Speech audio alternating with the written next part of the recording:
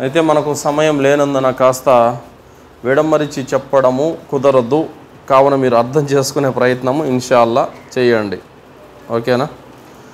అల్లాహ్ సుబ్హానహు తఆలా ఖురాన్ గ్రంథంలో 51 సూరా ఏంటి, సూరాల పేర్లు అన్నీ గుర్తుపెట్టుకోవాలి. ఎన్ని సూరాలు ఉన్నాయి, వాటి పేర్లు ఏంటి, వాటి అర్థాలు ఏంటి, అన్నీ కూడా గుర్తుపెట్టుకోవాలి. సూరా జారియాత్ 56వ ఆయతులో అల్లాహ్ సుబ్హానహు తఆలా ఏం తెలియజేస్తున్నాడు?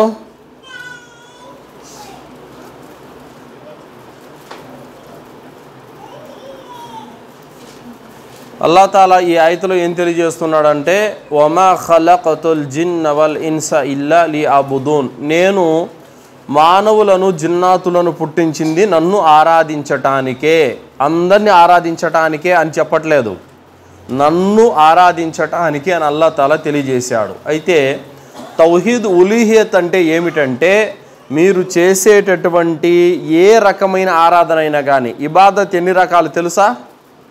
ఇబాదత్ వచ్చేసి 3 రకాలు. ఎన్ని రకాలు? 3 రకాలు. ఒకటోది వచ్చేసి నోటి ఆరాధనలు, రెండోది వచ్చేసి హృదయ ఆరాధనలు, మూడోది వచ్చేసి శారీరక ఆరాధనలు. నోటి ఆరాధనలో జిక్ర్ చేయటము, ఖురాన్ చదవడము, మంచి మాటలు పలకడం, ఇవన్నీ నోటి ఆరాధన. హృదయ ఆరాధనలో భయము, ప్రేమ, నమ్మకము, ఆశ, ఇవన్నీ హృదయ ఆరాధనలు. శారీరక ఆరాధనలు నమాజు చేయటము, అలాగే హజ్జు ఉమ్రా చేయటము, కుర్బానీ ఇవ్వటము, ఇవన్నీ కూడా శారీరక ఆరాధనలు. ఈ 3 రకాల ఆరాధనలన్నీ కూడా ఒక్క అల్లాహ్కు మాత్రమే చెందాలి. అర్థమైందా? ఈ 3 రకాల ఆరాధనలన్నీ కూడా ఒక్క అల్లాహ్కు మాత్రమే అంకితం చేసుకోవాలి. ఇదే తౌహీద్ ఉలూహియత్. ఇప్పుడు ఎలాగంటే, మేము ఒక గ్రామంలో దావా పని చేస్తూ ఉన్నాం. అయితే ఒకడు ఇంటికి ఆ టెంకాయలు, నిమ్మకాయలు, అంతరాలు అవన్నీ కట్టాడు. తీసేయమంటే, చాలాసేపు అతనికి దావా పని చేసిన తర్వాత తీసేయమంటే, ఆ వస్తువుల దగ్గరికి వెళ్ళడానికి చెయ్యి వణుకుతాంది. ఆ వ్యక్తికి భయపడిపోతున్నాడు, తీయలేకపోతున్నాడు. ఇదేంటి? హృదయారాధనలో భయం అంటే బహుదైవాలకు భయపడుతున్నాడు. దాన్ని తీస్తే ఏమన్నా అవుతుందేమో అన్నటువంటి భయం. ఈ భయము అల్లాహ్ పట్ల తప్ప ఇంకెవరి పట్ల ఉండకూడదు. దాన్ని తునాతునకలు చేసినా, ముక్కలు చేసినా, దాన్ని తీసుకెళ్ళి అగ్గిలో పడేసినా, కాలు కింద వేసి తొక్కినా కూడా ఎవడు ఏమీ రవ్వంత నష్టం కూడా చేయలేడు, రవ్వంత కీడు కూడా చేయలేడు. లేదు, ఆ వస్తువులను ఏదైనా చేస్తే మాకేదో జరుగుతుంది అన్న భావన ఉంటే నువ్వు హృదయ ఆరాధనలో ఫెయిల్. అర్థమైందా? హృదయ ఆరాధనలో ఫెయిల్. ఇప్పుడు ఫర్ ఎగ్జాంపుల్ ఏదైనా సరే ఒక అంతరమో, ఒక తంత్రమో, టెంకాయ, నిమ్మకాయ ఏదో పెట్టాడు. దాన్ని తగిలితే ఏమన్నా అవుతుందేమో, దాన్ని తీసేస్తే ఏమన్నా అవుతుందేమో, దాన్ని దాటుకుంటే ఏదన్నా అవుతుందేమో అనే భయం ఏదైతే ఉంటుందో అది హృదయ ఆరాధనకు సంబంధించింది. ఒకవేళ నువ్వు అలా భయపెడితే అల్లాహ్ తాలా ఇంతకుముందు మనం తెలుసుకున్నాము, సూరా ఆల్ ఇమ్రాన్ ఆయతులో ఏమన్నాడు? మీకే నష్టం కలిగినా, ఏ కీడు జరిగినా, ఏ మేలు జరిగినా అది అల్లాహ్ తరఫు నుండే జరుగుతుంది. కానీ నువ్వేమనుకుంటున్నావు? లేదు, ఆ నిమ్మకాయ ద్వారా, మిరపకాయ ద్వారా నాకు నష్టం జరుగుతుంది అంటే అల్లాహ్ పెట్టిన విధిరాతన కాదని వాటి ద్వారా నష్టం చేకూరే అనుమతి ఉందా? లేదు. కావున ప్రతి రకమైనటువంటి ఆరాధన కేవలం ఒక్క అల్లాహ్కు మాత్రమే చెందాలి. అయితే ఇందులో తర్వాత 162 సూరా అనామ్ 162వ ఆయతులో అల్లాహ్ తాలా ఏమంటున్నాడు? కుల్ ఇన్నస్సలా వనుసుకి వమహయాయి వమమాతి లిల్లాహి రబ్బిల్ ఆలమీన్. నా నమాజు, నా మరణము, నా జీవితము, నా కుర్బానీ అన్నీ సర్వలోకాల ప్రభు అయిన అల్లాహ్కు ఒక్కడికే. అంటే నువ్వు నమాజ్ చేసినా, నువ్వు కుర్బానీ ఇచ్చినా, నువ్వు దువాలు చేసినా, ఏ రకమైన ఆరాధన చేసినా అది ఒక్క అల్లాహ్కు మాత్రమే అంకితం చేసుకోవాలి. అలాగే 108వ సూరా 2వ ఆయతులో సూరే కౌసర్లో అల్లాహ్ తాలా ఏమన్నాడు? ఫసల్లి లిరబ్బిక వన్హర్, నా యొక్క నమాజు, కుర్బానీ. అల్లాహ్ తాలా అంటున్నాడు సూరే కౌసర్లో అల్లాహ్ ఏమంటున్నాడు? నీ నమాజు, నీ కుర్బానీ అల్లాహ్ కోసమే చెయ్యి. ఫసల్లి లిరబ్బిక వన్హర్, లిరబ్బిక్ నీ ప్రభు కోసమే చెయ్యి, ఇంకెవరి కోసం చేయొద్దు. కాబట్టి కుర్బానీ అనేది ఒక అల్లాకే ఇవ్వాలి. అలాగే నమాజ్ అనేది, సజ్దా అనేది ఒక అల్లాకే చేయాలి. దువా అనేది ఒక అల్లాకే చేయాలి. ఇంకా రెండో వారికి చేసినారంటే కనుక అది షిర్క్ అవుతుంది. అలాగే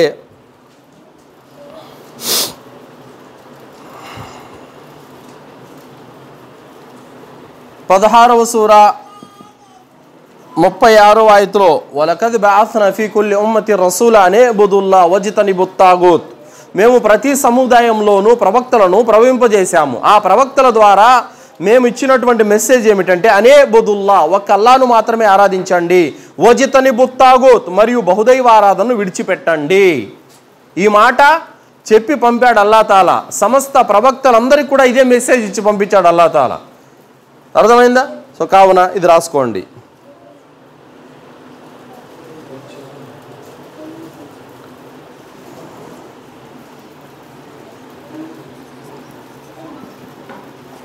ముప్పై 39:11 సూరజ్ జుమర్, వారికి చెప్పు ఆరాధన కేవలం ఒక్క అల్లాహ్కు మాత్రమే ప్రత్యేకించుకోవాలని. అంటే అది ఏ రకమైన ఆరాధన అయినా కానీ ఒక అల్లాహ్కు మాత్రమే చెందాలి, ఇంకెవరికి చెందకూడదు. ఎందుకు చెందాలి అని అంటే కనుక, ఇప్పుడు ఫర్ ఎగ్జాంపుల్ మీకు ఒక ఎగ్జాంపుల్ ఇస్తాను చూడండి. ఒక భర్త తన భార్యకు ఇవ్వవలసినటువంటి స్థానాన్ని వేరే స్త్రీకి ఇచ్చినట్లయితే అది దుర్మార్గం అనబడుతుంది. అలాగే ఒక కుమారుడు తన తండ్రికి ఇవ్వవలసినటువంటి గౌరవాన్ని, తండ్రి స్థానాన్ని తొలగించి వేరే వారికి ఇచ్చినట్టయితే అది దుర్మార్గం అవుతుంది. అలాగే ఒక భూమి సంబంధించినటువంటి యజమానిని అతను తొలగించి సంబంధం లేని వాడిని తీసుకురావటము దుర్మార్గం అవుతుంది. అలాగే మిమ్మల్ని పుట్టించిన వాడు, మీకు ఉపాధినిచ్చేటటువంటి వాడు, మీకు జీవన మరణాలకు మూలకారకుడైనటువంటి అల్లాహ్ను వదిలిపెట్టి మీరు ఆరాధన మాత్రం వేరే వారికి చేస్తే ఇది కూడా దుర్మార్గమే. కావున ఏ దేవుడైతే మిమ్మల్ని పుట్టించాడో, ఏ దేవుడైతే విశ్వాన్ని నడిపిస్తున్నాడో ఆరాధనలో కూడా ఆయనకే చెందాలి. ఇదే న్యాయం. కావున ఇక్కడ మీరు ఏ రకమైనటువంటి ఆరాధనలు చేసినా ఒక్క అల్లాహ్కే చెందాలి, ఇంకా వేరే వారికి చెందకూడదు. తర్వాత మూడోది తౌహీద్.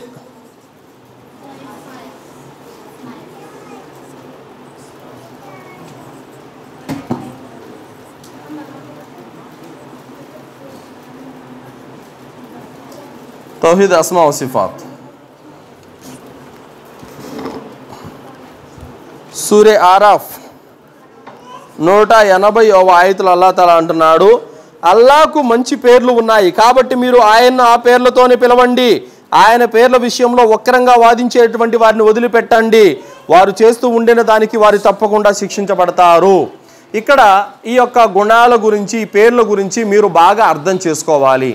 ఇప్పుడు అల్లాహ్కు ఉన్నటువంటి ఒక పేరేంటంటే ఆలిముల్ గైబ్. ఈ యొక్క గుణం అల్లాహ్కే సొంతం. అంటే ఏమని? అగోచర రహస్యాలు తెలిసినవాడు అని అర్థం.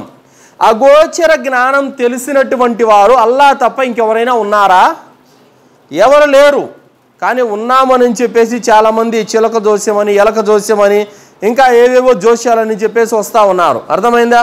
ఇప్పుడు మన ఆంధ్ర, తెలంగాణ 2 రాష్ట్రాల్లో కూడా దాదాపు తీసుకుంటే వేల మంది జ్యోతిష్కులు ఉన్నారా లేరా? ఇప్పుడు వైఎస్ రాజశేఖర రెడ్డి గారు హెలికాప్టర్లో చనిపోయారు. కనీసం ఒక్కడన్నా ఒకరోజు ముందు ఫోన్ చేసి చెప్పాడా?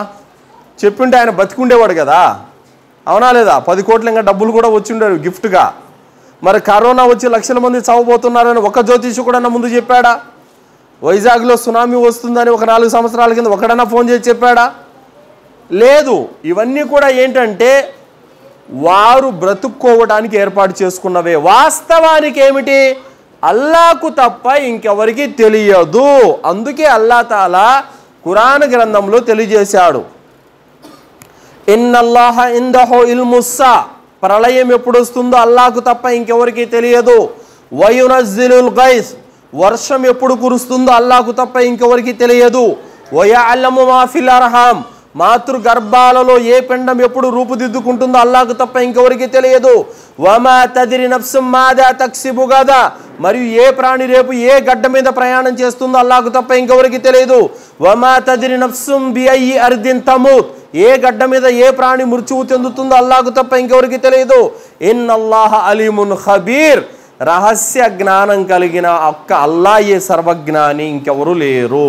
కావున రేపేం జరుగుతుందో, ఏ ప్రాణి ఎప్పుడు మృత్యువు చెందుతుందో, ఏ బిడ్డ ఎప్పుడు ప్రాణం పోసుకుంటుందో, వర్షం ఎప్పుడు వస్తుందో, ఇవన్నీ కూడా అల్లాహకు తప్ప ఇంకెవరికి తెలియదు.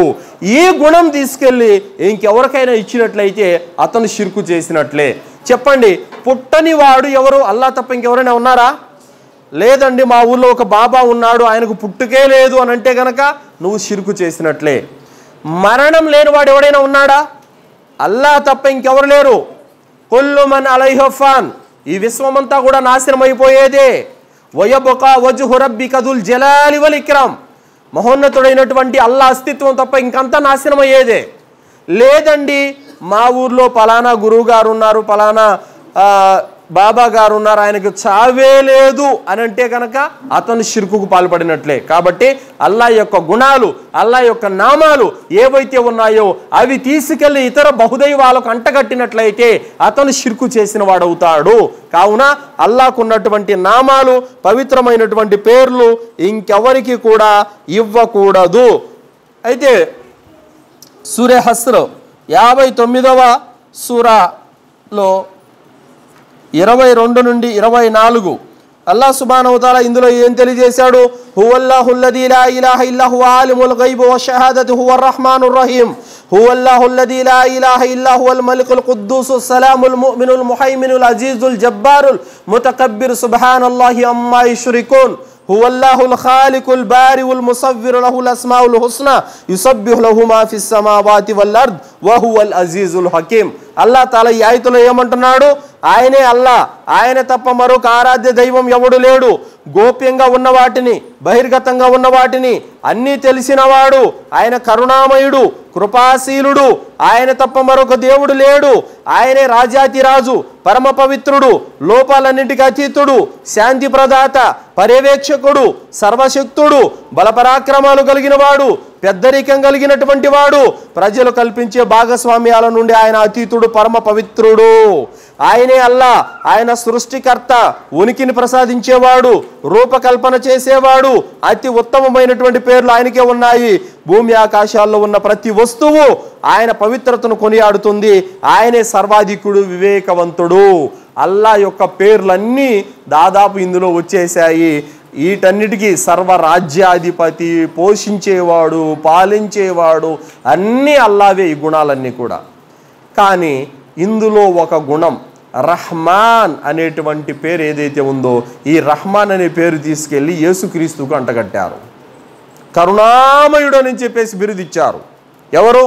యేసుక్రీస్తుకి. అంటే మనమందరం కూడా కరుణామయుడమే, మనలో కూడా కరుణ ఉంది. అనంత కరుణ అల్లాహకు తప్ప ఇంకెవరికి లేదు. అర్థమైందా? కావున అల్లాహ్ యొక్క పేర్లు తీసుకెళ్ళి ప్రవక్తలకు, అల్లాహ్ పేర్లు తీసుకెళ్ళి గొప్ప వ్యక్తులకు, అల్లాహ్ పేర్లు తీసుకెళ్ళి చనిపోయినటువంటి వారికి, వీళ్ళందరికీ ఇవ్వకూడదు. అబ్దుల్ ఖాదిర్ జిలానీ రహమతుల్లాహి గారికి అగోచర జ్ఞానం ఉందంట, నమ్ముతారా? లేదు. ఆయన కూడా ఒక మానవుడే. కావున ముస్లింలలో చాలామంది ఈ విధమైనటువంటి ఓవర్ యాక్షన్కి వెళ్ళిపోయి చాలామంది మార్గభ్రష్టత్వానికి గురైపోయారు. అలాగే అల్లాహ్ సుబ్హానహు వ తఆలాకు ఉన్నటువంటి అతి పవిత్రమైనటువంటి పేర్లు, నామాలు కొన్ని ఉన్నాయి. అవి అల్లాహకు తప్ప ఇంకెవరికి కూడా ఆపాదించకూడదు. సూరే బకరా 255వ ఆయతులో అల్లాహ్ తాలా ఏం తెలియజేస్తున్నాడు? ఆయనకున్న జ్ఞానం ఇంకెవరికి లేదు. అలాగే బనీ ఇస్రాయిల్ 85వ ఆయతులో అల్లాహ్ ఏమంటున్నాడు? మీకు ఇవ్వబడినటువంటి జ్ఞానం బహు స్వల్పమైనది, కొద్దిపాటి జ్ఞానమే మీకు ఇవ్వబడింది. అలాగే సూరే యూసుఫ్ 76వ ఆయతులో అల్లాహ్ ఏమంటున్నాడు? ప్రతి జ్ఞానిని మించిన ఒక జ్ఞాని ఉన్నాడు అని తెలియజేశాడు. అలాగే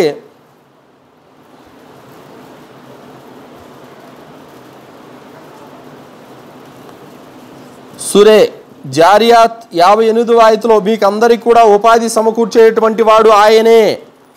తర్వాత అల్లాహ్ తాలా ఏమంటున్నాడు? బహుదైవాల బలహీనతల గురించి తెలియజేస్తున్నాడు. 19:42 కనలేని వినలేని వాటిని మీరు ఎందుకండి ఆరాధిస్తారు? కానీ అల్లాహ్ తాలా చూసేవాడు, అల్లాహ్ తాలా వినేవాడు. బహుదైవాలు చూడలేవు, బహుదైవాలు వినలేవు. అర్థమైందా? సూరే ఆరాఫ్ 148వ ఆయతలో కూడా అల్లాహ్ తాలా ఏమంటున్నాడంటే, అది తమతో మాట్లాడలేదని తమకు ఏ దారి చూపుదన్న సంగతి గురించి వారు ఆలోచించలేరా? అంటే బహుదైవాలు మాట్లాడలేవు, మీకు ఏ దారిని కూడా చూపలేవు, ఈ సంగతి మీరు ఎందుకు ఆలోచించడం లేదని అల్లాహ్ సుబ్హానహు వ తఆలా తెలియజేస్తున్నాడు. అలాగే 26:11 ఆయతలో కూడా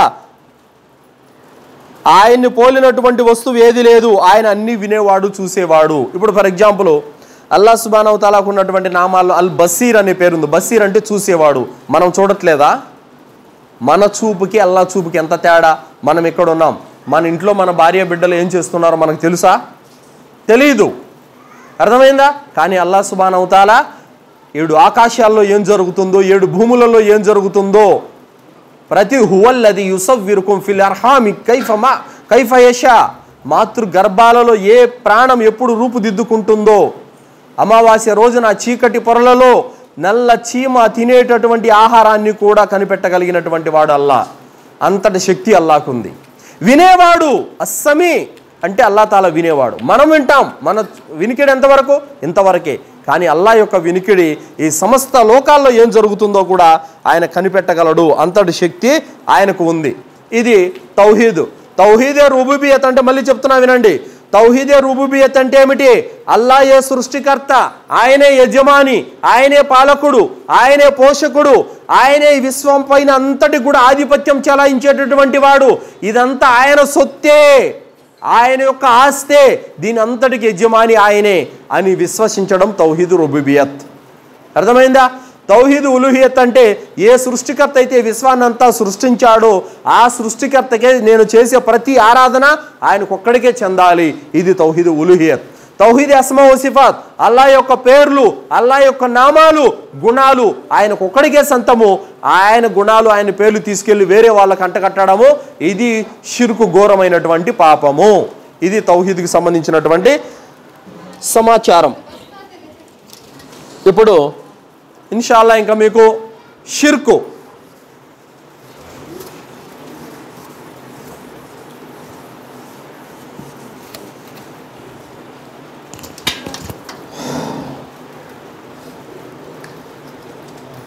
షిర్క్ అంటే ఏంటమ్మా ఏమన్నా చెప్తారా?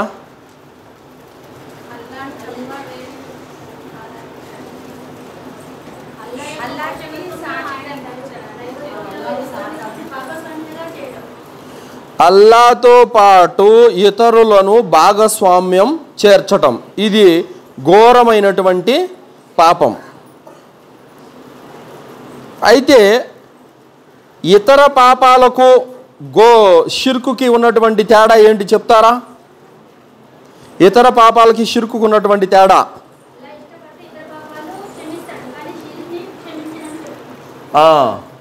అల్లాహకు సంబంధించినటువంటి ఏ ఆరాధనలో అయినా సరే అల్లాహతో పాటు సాటి కల్పించడం షిర్కు, బహుదైవారాధన అంటారు.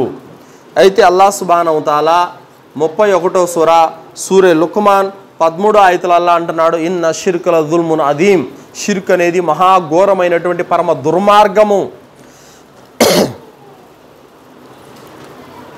అలాగే సూరే నిసా 48వ ఆయతలో అల్లాహ్ తాలా అంటున్నాడు, ఇన్నల్లాహ లా యగ్ఫిరు అష్రక బిహి వ యగ్ఫిరు మా దూన దాలిక లిమన్ యషా.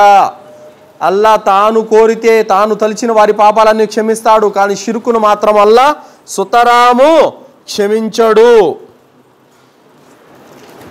సూరే మాయిదా 72వ ఆయతో, ఇన్నహు మన్ యష్రిక్ బిల్లాహి ఫఖద్ హర్రమల్లాహు అలైహిల్ జన్నా వ మఅవాహున్ నార్ వ మా లిజ్జాలిమిన మిన్ అన్సార్. ఎవరైతే అల్లాహతో సాటి కల్పించారో అలాంటి వారి కోసము హర్రమల్లాహు అలైహిల్ జన్నా, స్వర్గాన్ని మేము హరాం చేశాము, వ మా లిజ్జాలిమిన మిన్ అన్సార్ వ మఅవాహున్ నార్, అలాంటి వారు నరకంలో ప్రవేశిస్తారు, వ మా లిజ్జాలిమిన మిన్ అన్సార్, అలాంటి దుర్మార్గులను కాపాడేవాడు ఎవడూ లేడని అల్లాహ్ తాలా తెలియజేశాడు.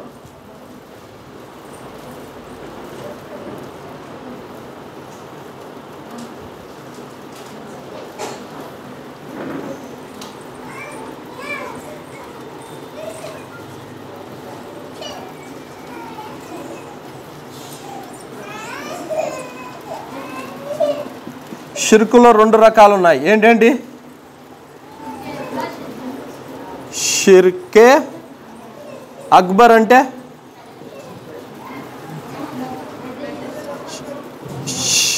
షిర్కే అస్గర్. పెద్ద షిర్కు, చిన్న షిర్కు.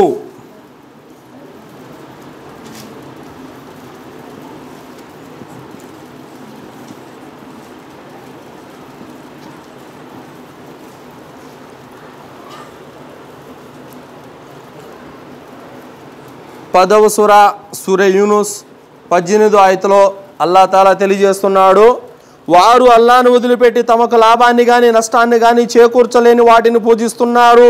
అదేమిటంటే అల్లాహ్ సమక్షంలో అవి మాకు సిఫారసు చేస్తాయి అని అంటున్నారు. కాబట్టి అల్లాహ్ తాలా దగ్గర మాకు మహబూబ్ సుబానీ లేకపోతే ఇంకా మౌలాలి బాబా, మస్తాన్ బాబా వీళ్ళందరూ మాకు సిఫారసు చేస్తారు అని ఎవరైనా నమ్మితే అది పెద్ద షిర్కా చిన్న షిర్కా? పెద్ద షిర్క్ అవుతుంది అది. కాబట్టి వాటిని నమ్మరాదు, ఆ విధమైనటువంటి విషయాన్ని నమ్మరాదు. అలాగే పైన ఇచ్చినటువంటి అయితే అల్లాహ్ తాలా దేన్నైనా క్షమిస్తాడు కానీ షిర్కును మాత్రము క్షమించడు.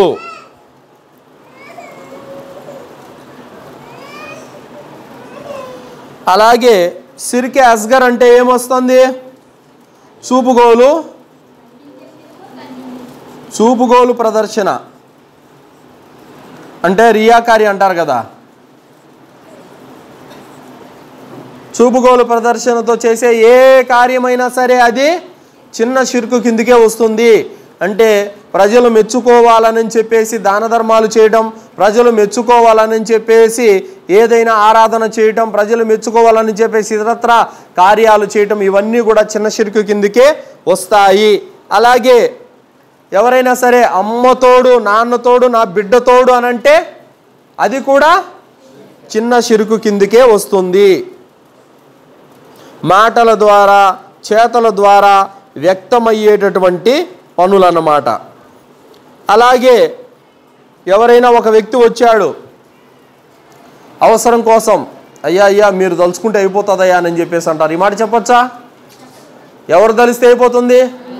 వమా తషాఊన ఇల్లా అయ్యషా అల్లాహు రబ్బుల్ ఆలమీన్. మీరు తలిసినంత మాత్రాన ఏమీ కాదు, అల్లా తలచనంత వరకు.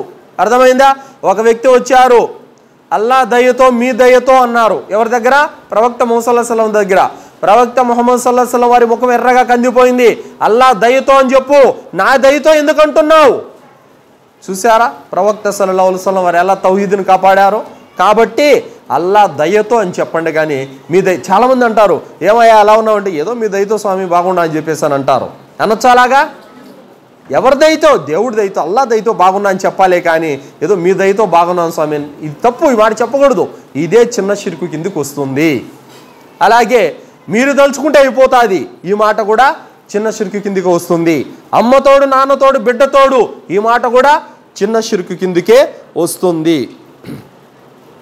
అలాగే ఇందులో వచ్చేసి పైకి కనిపించే షిర్కు, పైకి లోపల దాగి ఉండే షిర్కు రెండు ఉన్నాయి. మళ్ళీ షిర్కే కఫీ, షిర్కే జలి రెండు ఉన్నాయి. మళ్ళీ కనిపించే షిర్కు ఇందాక మనం చెప్పుకున్నాం కదా, మాటల ద్వారా చేతల ద్వారా. అంటే ఫర్ ఎగ్జాంపుల్ ఇప్పుడు కనిపించే షిర్కు ఎలా ఉంటుందంటే, ఇప్పుడు 2 రకాతుల నమాజ్ చదువుతాడు, ప్రజలు వచ్చారు, చాలాసేపు సాగదీ చదువుతాడు ప్రజలు మెచ్చుకోవాలని. ఇదేంటి? కనిపించే షిర్కు. అర్థమైందా? ఇప్పుడు ఫర్ ఎగ్జాంపుల్ మస్జిద్కు 4 ఫ్యాన్లు ఇచ్చారు. ఫ్యాన్లు ఇచ్చిన తర్వాత ఈరోజు నేను చెప్పాలి, పలానా కాదర్ బాషా గారు 4 ఫ్యాన్లు వేయించారు, ఎంతో గొప్పోడు, ఎంత దానకర్ణుడు, సూర్యుడు, వీరుడు అని చెప్తే అతను పొంగిపోతాడు. కానీ హృదయంలో ఉంటుంది ఏమని? అబ్బా ఇప్పుడు నన్ను పొగిడితే బాగుండి వీళ్ళందరూ అని చెప్పేసి అనుకుంటాడు. ఇది షిర్కే కఫీ. అర్థమైందా? అంతర్బాహ్యాలలో దాగి ఉన్న షిర్క్ ఇది. అంటే పొగడాలని, మెచ్చుకోవాలని కోరిక పుడుతుంది అంతర్బాహ్యాలలో. ఇదే కనిపించని షిర్కు, అంతర్బాహ్యాలలో దాగి ఉన్న షిర్కు. అర్థమవుతుందా లేదా? కనిపించే షిర్కు చేతల ద్వారా మాటల ద్వారా వ్యక్తమయ్యేది. కనిపించని షిర్కు లోపల మదన పడుతూ ఉంటాడు, నన్ను పొగడాలి, మెచ్చుకోవాలని. ఇది ఈ 2 రకాల యొక్క షిర్కు ఉందన్నమాట. అయితే ఇక్కడ అల్లాహ్ సుబ్హానహు తఆలా తెలియజేశాడు 18వ సూరే కహఫ్లో, 110వ ఆయతులో అల్లాహ్ తాలా అంటున్నాడు, ఏమంటున్నాడు? కనుక తన ప్రభువును కలుసుకోవాలన్న కాంక్ష ఉన్నాడు, సత్కార్యాలు చేయాలి. తన ప్రభువు ఆరాధనలో వేరొకరికి భాగస్వామ్యం కల్పించరాదు. అంటే ఏదైనా ఒక కార్యం చేస్తే వేరే వాళ్ళు మెచ్చుకోవాలన్న కాంక్ష ఉండకూడదు. అల్లాహ్ మెచ్చుకుంటే చాలు అల్హమ్దులిల్లా అన్న కాంక్ష ఉండాలి. అర్థమైందా? అల్లాహ్ మెచ్చుకుంటే చాలు అన్న భావన ఉండాలి, అంతే. అంతే తప్ప ప్రజలు మెచ్చుకోవాలన్నటువంటి యొక్క ఇది ఉండకూడదు. అలాగే అహ్మద్ హదీసు 22,528 హదీసులో ప్రవక్త సల్లల్లాహు అలైహి వసల్లం వారు అంటున్నారు, నాకు మీ గురించి ఏ విషయంలో నాకు భయం లేదు, కానీ చిన్న షిర్కు విషయంలో నాకు భయం ఉంది. అంటే ప్రదర్శన బుద్ధి విషయంలో నాకు భయం ఉంది అని ప్రవక్త ముహమ్మద్ సల్లల్లాహు అలైహి వసల్లం వారు తెలియజేశారు. అలాగే 107వ సూరే అల్ మావూన్ 4, 5, 6 ఆయతుల్లో అల్లాహ్ తాలా ఏమంటున్నాడు? ఫవైలుల్ లిల్ ముసల్లీన్ అల్లదీన హుమ్ అన్ సలాతిహిమ్ సాహూన్ అల్లదీన హుమ్ యురాఊన్. వారు ప్రజలకు చూపడానికి నమాజ్ చదువుతారు, అలాంటి నమాజీలకు వైల్ అనేటువంటి నరకం ఉంది అని అల్లాహ్ తాలా అంటున్నాడు. కాబట్టి ప్రజలకు చూపడానికి నమాజ్ చేసేవారు చాలామంది అండి, భయంకరమైనటువంటి వ్యక్తులు ఉన్నారండి. చాలామంది భార్య తౌహీద్ మీద ఉంటే భర్త షిర్కు చేసేవాడు, భర్త తౌహీద్ మీద ఉంటే భార్య షిర్కు చేసేటువంటి వాళ్ళు. చాలామంది భర్త ఇంట్లో ఉన్నాడని భయపడి నమాజ్ చదివే ఆడవాళ్ళు ఉన్నారు. భార్య ఏమన్నా అనుకుంటాదని చెప్పేసి భార్యకు భయపడి నమాజ్ చదివే వాళ్ళు ఉన్నారు. అర్థమైందా? మరి కొంతమంది ఎలాంటి వాళ్ళు ఉన్నారంటే భార్య ముందర నమాజ్ చదివేసి ఏంటే నీ నస, ఇదిగో నమాజ్ చదివినా చాలా అని చెప్పేసి అంటూ ఉంటారు. అర్థమైందా? ఇలాంటి వారందరూ కూడా ఈ కోవ కిందికే వస్తారు, వైల్ అనే నరకానికి వెళతారు. ప్రజలకు చూపడానికి భర్తకు భయపడి భార్యకు భయపడి. అర్థమైందా? ఇలాంటి వారందరూ కూడా వైల్ అనే నరకానికి వెళ్తారు. కావున చూపుగోలు ప్రదర్శన అనేది చాలా దారుణమైనటువంటి విషయము. అయితే ఇప్పుడు మీరు రాసుకున్నారు కదా, ఇంకా తుడిపేస్తాను. సరే, ఇప్పుడు మిమ్మల్ని అడుగుతున్నాను, మీరు చెప్పాలి. పెద్ద షిర్కుకు చిన్న షిర్కుకు 3 వ్యత్యాసాలు ఉన్నాయి, అవేంటో చెప్పాలి. వ్యత్యాసాలు ఏమిటి?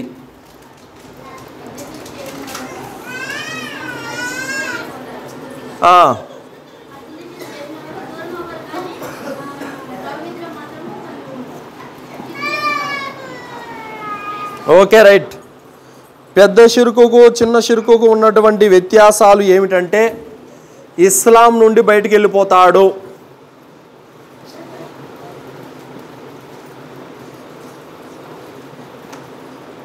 ఇస్లాం నుండి బయటికి వెళ్ళిపోతాడు. ఇక్కడ ఇస్లాం నుండి బయటికి వెళ్తాడా చిన్న షిర్కు పాల్పడితే?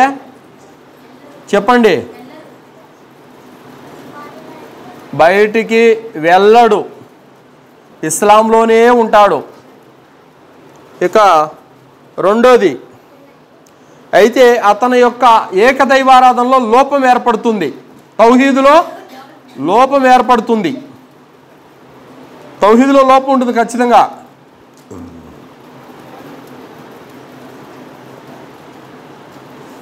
ఏర్పడుతుంది. కర్మలు వృధా. పెద్ద షిర్కు పాల్పడినోడు కర్మలు ఉంటాయా? కర్మలన్నీ నాశనం అయిపోతాయి. అతని నమాజులు, రోజాలు, అతను చేసిన హజ్జు, ఉమ్రాలు, కుర్బానీ అన్నీ షిర్కు చేస్తే, పెద్ద షిర్కు పాల్పడితే నాశనం అయిపోతాయి. అయితే చిన్న షిర్కు పాల్పడినవాడు ఏ కార్యంలో అయితే షిర్కు పాల్పడ్డాడో ఆ కార్యమే నాశనం అయిపోతుంది. అది ఒక్కటే నాశనం అవుతుంది.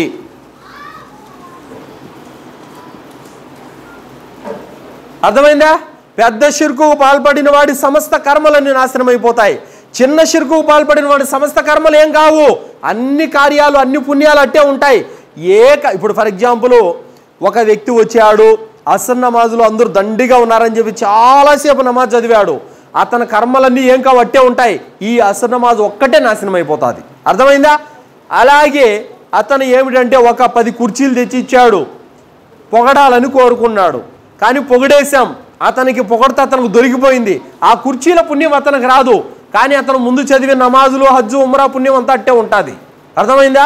ఇది చిన్న షిర్కుకు పెద్ద షిర్కుకు ఉన్నటువంటి తేడా. అలాగే మూడోది శాశ్వత నరకం. ఇక్కడ తౌబా చేసుకుంటే కనుక క్షమించబడచ్చు, లేదంటే కనుక ఇతను కూడా ఏదో ఒక రోజున పెద్ద షిర్కు పాల్పడి నరకానికి పోయే అవకాశం ఉంది.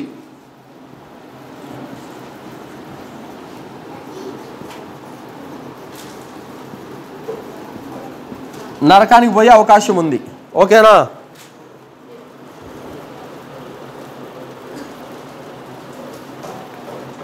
ఇది పెద్ద షిర్కుకు చిన్న షిర్కుకు ఉన్నటువంటి తేడా. ఇస్లాం నుండి బయటికి వెళ్ళిపోతాడు. చిన్న షిర్కు పాల్పడిన వాడు ఇస్లాంలోనే ఉంటాడు, అయితే తౌహీదులో లోపం ఏర్పడుతుంది. అలాగే పెద్ద షిర్కు పాల్పడిన వాడి యొక్క కర్మలన్నీ నాశనం అయిపోతాయి. అలాగే చిన్న షిర్కు పాల్పడిన వాడి కర్మలన్నీ నాశనం కావు, కానీ ఏ కార్యంలో అయితే ప్రదర్శన బుద్ధి రియాకారి చూపించాడో ఆ ఒక్క కార్యమే నాశనం అయిపోతుంది. ఇతనికి శాశ్వత నరకం పెద్ద షిర్కు పాల్పడిన వాడికి. చిన్న షిర్కు పాల్పడిన వాడికి తౌబా చేసుకుంటే అల్లాహ్ క్షమిస్తాడు, లేదంటే ఏదో ఒక రోజున పెద్ద షిర్కుకి వెళ్ళిపోయి అతను నరకానికి పోయే అవకాశం ఉంది. ఒకవేళ తౌబా చేసుకోకపోయినట్లయితే కనుక ఆ శిక్షను అనుభవించిన తర్వాత స్వర్గానికి వస్తాడు.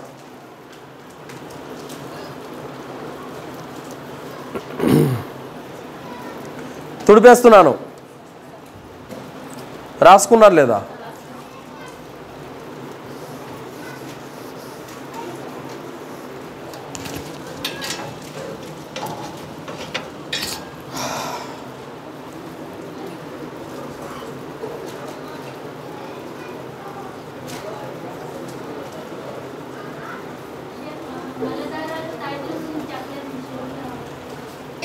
ఈ దారాలు, తాయెత్తులు ఇవి కూడా షిర్కే. అయితే కొంతమంది పండితులు ఏమంటున్నారంటే, తాయెత్తు వేసుకొని ఇది అల్లా దయతో తగ్గిపోతుంది అన్నటువంటి ఆలోచన ఉంటే చిన్న షిర్క్ అవుతుంది. ఈ తాయెత్తు ద్వారానే నాకు జబ్బు తగ్గుతుంది అనే ఉద్దేశం ఉంటే కనుక పెద్ద షిర్క్ అవుతుంది అని అంటున్నారు.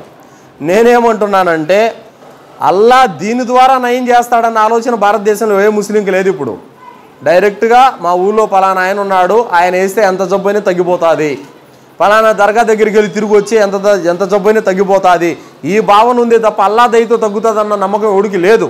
కావున ఆ యొక్క తాయెత్తులు, దారాలు ఇవన్నీ కూడా ఈరోజు దర్గాల దగ్గరికి వెళ్ళి, సమాధుల దగ్గరికి వెళ్ళి కట్టించుకొని వాటి వల్ల తగ్గుతుంది అని నమ్మడం అది పెద్ద షిర్కే అవుతుంది.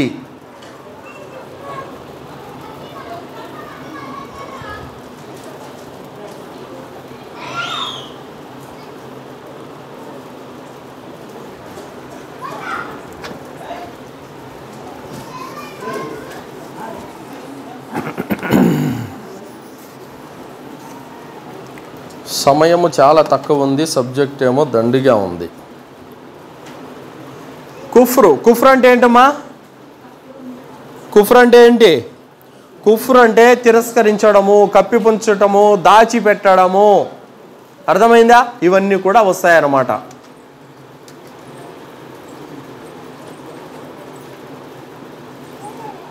తిరస్కరించడం, కప్పిపుచ్చడం, దాచిపెట్టడం. అయితే ఇందులో తిరస్కరించడం ఏంటి? అల్లా యొక్క గ్రంథాన్ని తిరస్కరించడము, అల్లా యొక్క ప్రవక్తను తిరస్కరించడము. అర్థమైందా? అల్లా పంపిన ధర్మాన్ని తిరస్కరించడము. కప్పిపుచ్చడం ఏంటి? తమ గ్రంథాలలో ఈ ప్రవక్త వస్తాడని ఉంది, అయినా కూడా దాన్ని కప్పిపుచ్చారు, దాచిపెట్టేశారు, బయటికి చెప్పలేదు, వారు కూడా కాఫిర్లే. అర్థమైందా? అలాగే ఈ కుఫ్ర్ అనేది ఎలాంటిదంటే, అల్లాను విశ్వసించకపోయినా, దైవ ప్రవక్తలను విశ్వసించకపోయినా, దైవ దూతలను విశ్వసించకపోయినా, విధిరాతను విశ్వసించకపోయినా, కితాబులను, అల్లా యొక్క గ్రంథాలను విశ్వసించకపోయినా, అలాగే తీర్పు దినాన్ని విశ్వసించకపోయినా వాళ్ళందరూ కూడా కాఫిర్లు అవుతారు. అంటే అల్లాహ్ సుబ్హానహు వ తఆలా ఏవైతే ఆమంతు బిల్లాహి వ మలాయికతిహి వ కుతుబిహి వ రుసులిహి వల్ యౌమిల్ ఆఖిరి వల్ ఖద్రి ఖైరిహి వ షర్రిహి మినల్లాహి తఆలా. 5 విషయాలు ఆర్కానుల్ ఇమాన్లో 6 విషయాలు చెప్పాడు. ఈ 6 ఏ ఒక్కదాన్ని నమ్మకపోయినా కూడా అతను కాఫిర్ అయిపోతాడు. లేదంటే నేను అల్లాహ్ నమ్ముతాను ప్రవక్తను నమ్మను అంటే కనుక ఏమవుతుంది? అది కుఫ్ర్ అవుతుంది. అల్లాహ్ పంపిన 114 సూరాలు నేను నమ్ముతానే కానీ కుల్ హువల్లాహుద్ సూరాలో ఒక్క ఆయతను నేను నమ్మనంటే ఏమవుతుంది? కుఫ్ర్ అవుతుంది. అలాగే ప్రవక్త సల్లల్లాహు అలైహి వసల్లం వారు చెప్పిన బోధనలన్నింటినీ కూడా నేను నమ్ముతాను కానీ ప్రవక్త ముహమ్మద్ సల్లల్లాహు అలైహి వసల్లం వారి మీద గ్రంథం అవతరించిందంటే నేను నమ్మనంటే అదేమవుతుంది? కుఫ్ర్ అవుతుంది. అలాగే ఈ కుఫ్ర్లో కూడా 2 రకాలు ఉన్నాయి.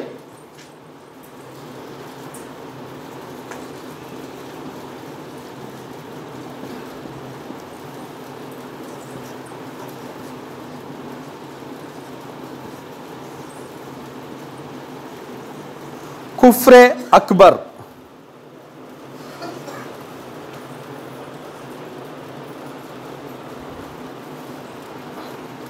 కుఫ్రే అక్బర్లో 1వది కుఫ్రే తక్జీబ్.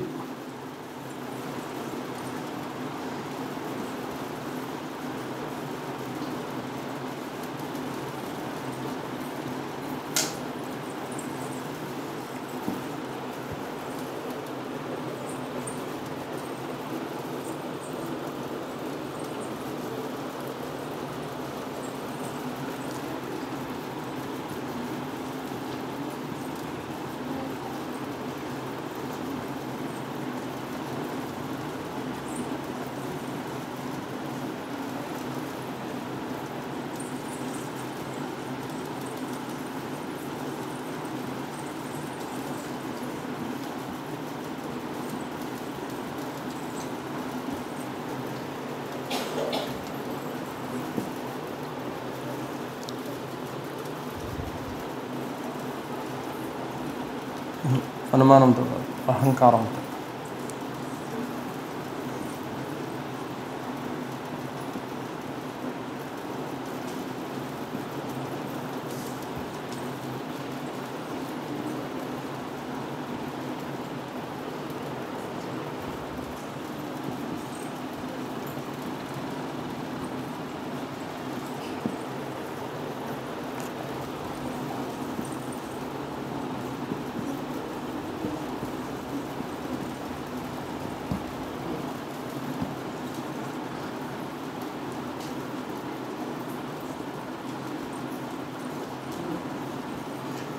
కుఫ్రే అక్బర్లో 4 ఉన్నాయి.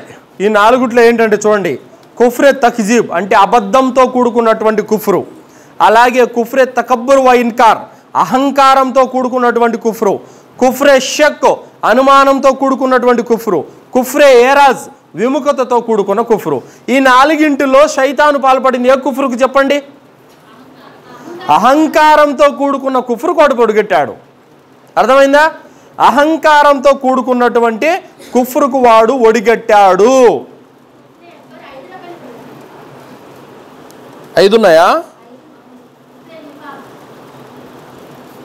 కుఫ్రే కుఫ్రే నిఫాక్ అది సబ్జెక్ట్ వేరు. కుఫ్రులో షేక్ సాలిహ్ అల్ ఫౌజాన్ 4 ఇచ్చాడు దీంట్లో. చూడండి, కుఫ్రే తక్జీబ్ అంటే అబద్ధంతో కూడుకున్నటువంటి కుఫ్రు. అల్లాహ్ తాలా ఏమంటున్నాడు? అల్లాహకు అబద్ధాన్ని అంటగట్టే వానికంటే దుర్మార్గుడు మరెవరుంటారు? అల్లాహకు అబద్ధాన్ని అంటగట్టాడు. ఏ అబద్ధాన్ని అంటగట్టారు?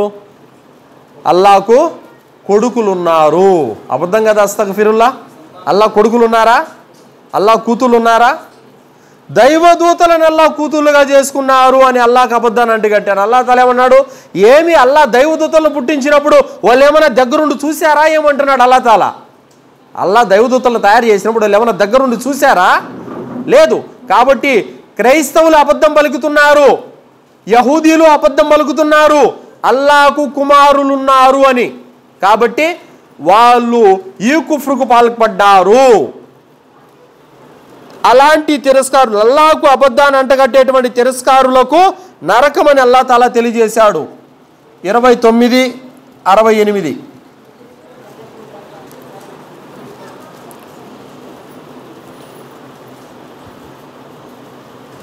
సూర్య బకరా 32 ఈ తకబ్బర్ ఇన్కార్లో చూడండి. సూర్య బకరా 34 శైతాను గురించి ఇక్కడ వైద్ కుల్నా లిల్ మలాయికతి ఇస్జుదు లి ఆదమ ఫసజదు ఇల్లా ఇబ్లీస్. ఆదం ముందర సజ్దా చేయమని దేవతలను ఆజ్ఞాపించినప్పుడు ఇబ్లీసు తప్ప అందరూ కూడా సజ్దా చేశారు. అయితే అహంకారంతో కూడుకున్నటువంటి కుఫ్రుకు పాల్పడ్డాడు ఎవరు? ఇబ్లీస్. తర్వాత కుఫ్ర షక్ అనుమానంతో కూడుకున్నటువంటి కుఫ్ర్ అన్నమాట. ఇది వచ్చేసి దీని యొక్క దలీలు 35వ సూర కాదు, సూర్య కహఫ్ 18వ సూర 35 నుండి 38 వరకు తోట వాళ్ళ యొక్క కథ వస్తుంది. అందులో తోట వాళ్ళు 2 అన్నదమ్ములు ఉన్నారు. ఆ 2 అన్నదమ్ముల్లో ఒక అన్నదమ్ముడు ఏమన్నాడు తెలుసా? ఒకవేళ పైన స్వర్గం అనేది ఉంటే అక్కడ కూడా నేను భోగభాగ్యాలతో కూడిన జీవితం గడుపుతాను అన్నాడు. అనుమానం. ఏమనుమానం వచ్చింది మాట చెప్పండి దీంట్లో? ఏమన్నాడు? ఒకవేళ స్వర్గం ఉంటే అంటే ఇక్కడేంటి? తమ్ముడేమో ఏమైపోయాడు? తమ్ముడు మాత్రం బీదవాడైపోయాడు తండ్రి మాదిరిగా దాన ధర్మాలు చేసి. అన్నేంటి? బాగా గొప్ప ధనవంతుడయ్యాడు. తోటలు, చెలములు, ఉయ్యాలలు, పండ్లు, పలహారాలు, చెలికత్తులు, అసలు వాడి వైభోగం మామూలుగా లేదు.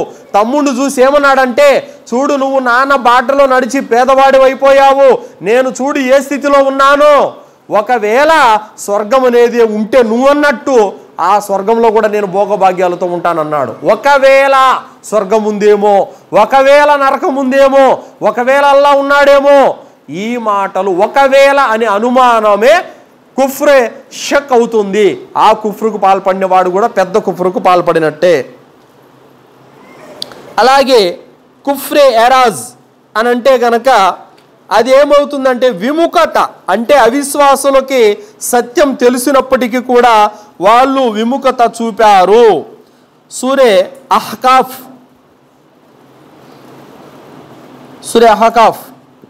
46-33 ఆయతులో.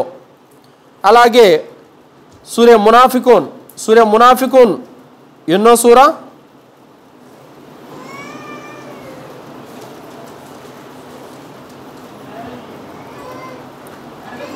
63 ఆయతులు. ఈ రెండిటిల్లోనూ అల్లాహ్ సుబ్హానహు వ తఆలా ఏమన్నా అవిశ్వాసులు తాము హెచ్చరించబడే విషయం నుండి ముఖం తిప్పుకుంటున్నారు. ఎందుకంటే వారు మొదట విశ్వసించి తర్వాత అవిశ్వాస వైఖరికి పాల్పడ్డారు. అందువల్ల వాళ్ళ హృదయాలపై సీలు వేయబడింది. వాళ్ళు కూడా సత్యం నుండి విముఖత చూపారు. ఈరోజు చాలామంది ఈ కుఫ్రే ఏరాజు కూడా పాల్పడుతున్నటువంటి ముస్లింలు లేకపోలేదు. అర్థమైందా? అదేమిటంటే ఈరోజు షాబాను 15వ తేదీన షెబే బరాత్ అన్నటువంటి ఒక పండగ చేస్తూ ఉన్నారు. ఇది ప్రవక్త ముహమ్మద్ సల్లల్లాహు అలైహి వసల్లం వారు చేశారా? ఇది ప్రవక్త ముహమ్మద్ సల్లల్లాహు అలైహి వసల్లం వారి యొక్క విధానం అని చెప్పినప్పటికీ కూడా వీపు తిప్పుకొని పోతా ఉన్నారు. ఆ ముస్లిములు కూడా దీని కిందికే వస్తారు చెప్పాలంటే. ఎందుకంటే దైవ ప్రవక్త ముహమ్మద్ సల్లల్లాహు అలైహి వసల్లం వారి యొక్క బోధనలను పక్కన పెట్టి ఒక ఇమాముకు ప్రథమ స్థానం ఇవ్వడము, ప్రవక్త ముహమ్మద్ సల్లల్లాహు అలైహి వసల్లం వారి యొక్క మాటలకు అల్లా యొక్క ఆయతులకు ప్రాధాన్యత ఇవ్వకుండా మా ఊరి ఇమాం ఎప్పటి నుంచో చెప్తున్నాడు, మా తాత ముత్తాతలు ఎప్పటి నుంచో చెప్తున్నారు అని అల్లా గ్రంథానికి ప్రవక్త తరీకాకు పక్కన పెట్టేసి తాత ముత్తాతల పద్ధతులకు ప్రాధాన్యత ఇచ్చేటువంటి వారందరూ కూడా దీని కిందికి వస్తారు. అర్థమైందా? సో కావున ఇది ఈ కుఫ్రే అక్బర్లో ఇవి ఉన్నాయి. ఇంకా దాని తర్వాత చిన్న తరహా కుఫ్రే అస్గర్.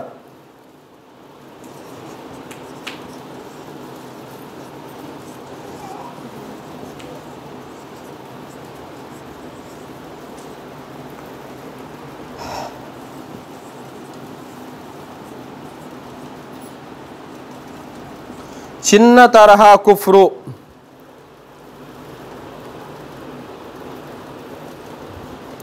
చిన్న తరహా కుఫ్రులో అల్లాహ్ సుబ్హానహు వ తఆలా 16వ సూర 112వ ఆయతులో ఏం తెలియజేశాడంటే కృతజ్ఞత తెలపకపోవడము కుఫ్రే అస్గర్ అవుతుంది. అల్లాహ్ మీకు సంతానాన్ని ఇచ్చాడు, మీరు అల్లాహ్ కృతజ్ఞత తెలపాలా లేదా? అల్లాహ్ మీకు ఉపాధిని ఇస్తున్నాడు, అల్లాహకు మీరు కృతజ్ఞత తెలపాలా లేదా? ఆనాడు సహాబీలకి ఎప్పుడో 2-3 రోజులకు ఒకసారి రొట్టె ముక్క దొరికితే దాన్ని తిని అల్లాహకు 100 సార్లు కృతజ్ఞత తెలుపుకునేవాళ్ళు. ఈరోజు మనకు బిర్యానీలేమి, పండ్లు పలహారాలేమి, ఏసీలేమి, ఫ్రిడ్జ్లేమి, కారులేమి, బైకులేమి, పొలాలేమి, బంగారు నగల నట్ర ఇన్ని ఉన్నప్పుడు కూడా అల్లాహకు కృతజ్ఞత ఏది? కృతజ్ఞత చెప్పకపోవడము కుఫ్రే అస్గర్ అవుతుంది. అల్లాహ్ సుబ్హానహు తఆలా సూరా నహ్ల్ 112వ ఆయతలో అంటున్నాడు, అల్లాహ్ ఒక పట్టణం ఉదాహరణ ఇస్తున్నాడు.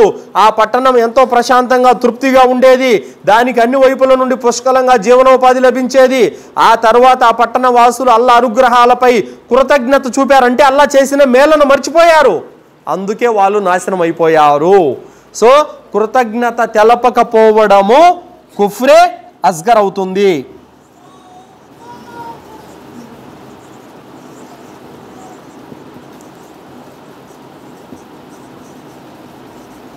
కృతజ్ఞత తెలపకపోవడం.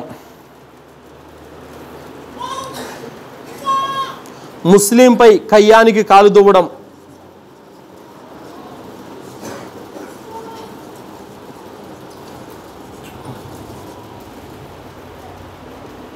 దూషించడం, ముస్లింను దూషించడం,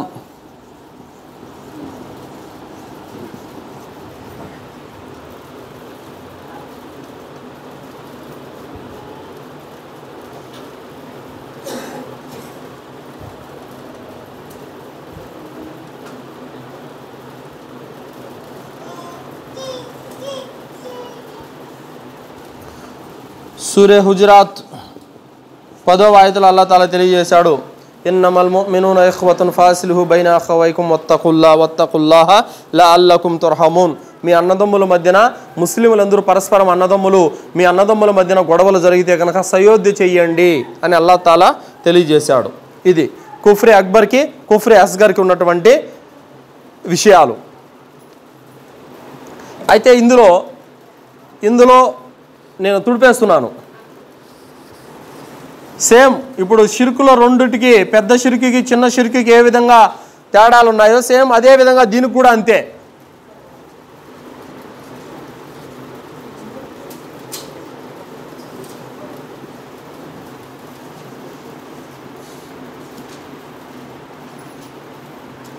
పెద్ద కుఫ్రు, చిన్న కుఫ్రు.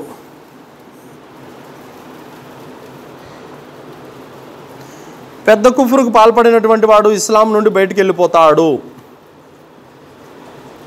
శైతాన్ వెళ్ళిపోయాడు లేదా? ఇస్లాంలోనే ఉన్నాడా?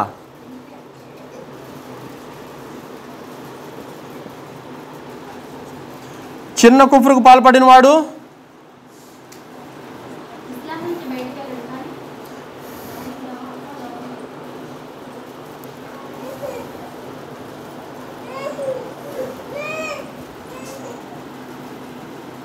బయటికి వెళ్ళడు,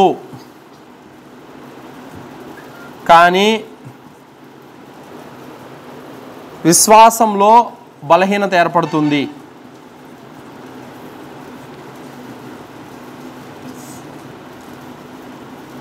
విశ్వాసంలో బలహీనత ఏర్పడుతుంది.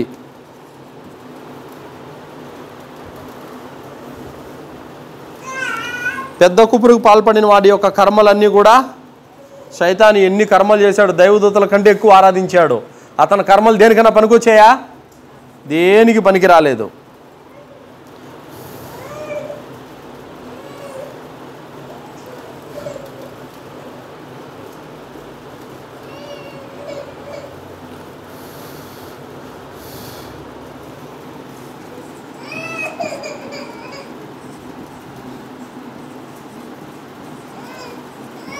ఇతని కర్మలు నాశనం కావు, కానీ శిక్షార్హుడైతాడు. ఒకవేళ తౌబా చేసుకుంటే ఆ శిక్షను కూడా అల్లాహ్ తాలా మన్నిస్తాడు.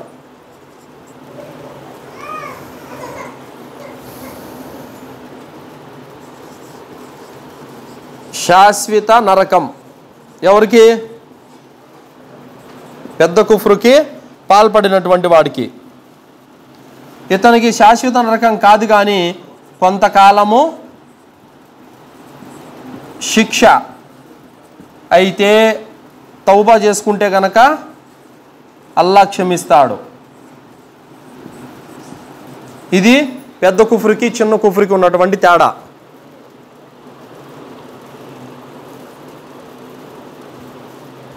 మనకు 5 నిమిషాల టైం ఉంది. ఈ 5 నిమిషాల్లో నిఫాక్ సబ్జెక్ట్ కూడా అయిపోవాలి, ఆడికి మన క్లాస్ పూర్తి అవుతుంది. ఇది కుఫ్రుకి సంబంధించినటువంటి విషయాలు.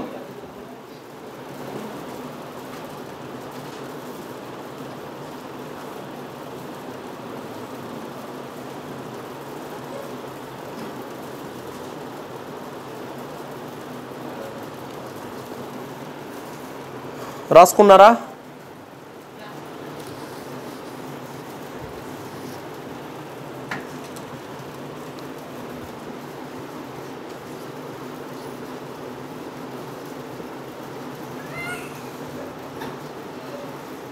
నిఫాక్ కపటత్వం.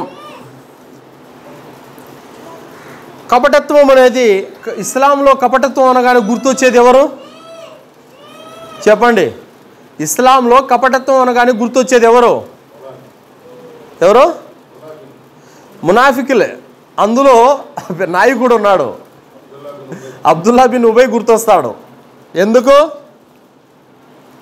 అతను కపటుల నాయకుడు. అప్పటి వరకు అతను ఏ తరహాలో అతను మంచి వ్యక్తిగా ఉండేవాడంటే, మదీనా వాసులందరూ అతనికి సింహాసనం వేసి నాయకుడిగా ఎన్నుకోబోతా ఉండే టైంలో ప్రవక్త ముహమ్మద్ సల్లల్లాహు అలైహి వసల్లం వారు వచ్చి మదీనాకు ఆయన నాయకుడిగా కూర్చోవడంతో అప్పటి నుంచి ముహమ్మద్ సల్లల్లాహు అలైహి వసల్లం మీద కక్ష పెంచుకున్నాడు. ఎవరు? Abdullah bin Ubayy. అల్లాహ్ని నమ్మాడే కానీ ప్రవక్త ముహమ్మద్ సల్లల్లాహు అలైహి వసల్లం వారిని అనుసరించలేదు. అల్లాహ్ నమ్మితే సరిపోతుందా? ఏమండి, అల్లాహ్ని ఒక్కడిని నమ్మితే సరిపోతుందా? సరిపోదు. ప్రవక్త ముహమ్మద్ సల్లల్లాహు అలైహి వసల్లం వారి యొక్క అనుసరణ తప్పనిసరి.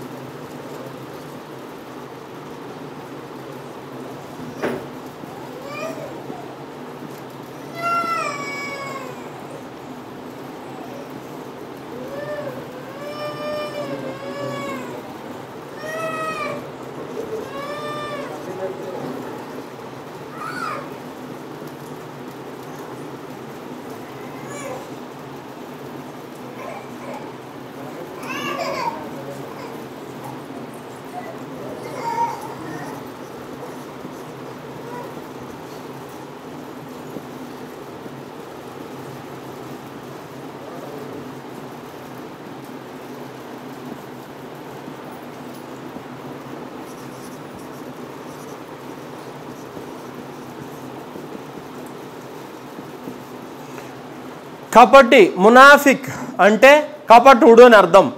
ఉడుము ఒక కన్నంలో దూరి మరో కన్నంలో నుండి బయటికి వెళ్ళినట్టు కపటి వ్యవహారం ఉంటుంది. ఉడుము ఒక కన్నంలో దూరుతుంది, ఇంకో కన్నంలోంచి బయటికి వెళ్తుంది. కుక్క ఎక్కడ ఉంటుంది? వేట కుక్క ఈ కన్నం దగ్గర కాసుకొని ఉంటుంది, ఇంకా వస్తుంది, కానీ అది ఇంకో దారి చూసుకొని వెళ్ళిపోయి ఉంటుంది. అర్థమైందా? ఈ విధంగా కపటి యొక్క వ్యవహారం ఎలా ఉంటుందంటే, అతను మావాడే, ముస్లిమే అని అనుకుంటూ ఉంటారు, కానీ అతను ముష్రికులతో పాటు ఉంటాడు, ఇస్లాం శత్రువులతో పాటు ఉంటాడు. అర్థమైందా? అలాంటి వ్యక్తులే కపటులు. అయితే ఇందులో తిరస్కార భావాన్ని మనసులో దాచిపెట్టడం, తిరస్కార భావాన్ని బయటికి చెప్పరు. కాఫిర్లేంటి? తిరస్కార భావాన్ని బయటికి చెప్పేస్తారు, కానీ మునాఫికులు ఈ యొక్క తిరస్కార భావాన్ని లోపల పెట్టుకుంటారు. అర్థమైందా? ప్రవక్త ముహమ్మద్ సల్లల్లాహు అలైహి వసల్లం దగ్గరికి వెళ్ళి, ప్రవక్త, మేము ముస్లిములమే, మేము నిన్ను నమ్మాము, నిన్ను అనుసరిస్తాము, నువ్వు మా ప్రవక్తవని అబద్ధపు ప్రమాణాలు చేసి మళ్ళీ అవిశ్వాసుల దగ్గరికి పోయి ఏమంటారు? అబ్బే, మేము వాళ్ళతో పరిహాసం ఆడుతున్నామండి, మేము ఊరకే వాళ్ళతో కాలక్షేపం కోసం, టైంపాస్ కోసం వాళ్ళ దగ్గర కూర్చున్నాం అంతే అని చెబుతారు మళ్ళీ. అంటే ఇటు వీళ్ళతో సన్నిహితంగా ఉంటారు, వీళ్ళతో కూడా సన్నిహితంగా ఉంటారు. ఈ విధంగా మధ్యలో వీళ్ళు చాలా డేంజర్. అందుకే అల్లాహ్ సుబ్హానహు వ తఆలా సూరే తౌబా 67వ ఆయతలో ఏమన్నాడు? నిశ్చయంగా కపటులు పాపాత్ములు అని అల్లాహ్ తాలా తేల్చేశాడు. అలాగే సూరే నిసా 145వ ఆయతలో అల్లాహ్ ఏమన్నాడు? నిశ్చయంగా కపటులు నరకంలోని అధమమైనటువంటి స్థానానికి వెళతారు. అలాగే సూరే నిసా 142వ ఆయతులో అల్లాహ్ తాలా ఏమన్నాడు? నిశ్చయంగా కపటులు తమ జిత్తులతో అల్లాను మోసగించాలని అనుకుంటున్నారు, అయితే అల్లాహ్ వారి జిత్తులకు తగిన శిక్ష విధిస్తున్నాడు.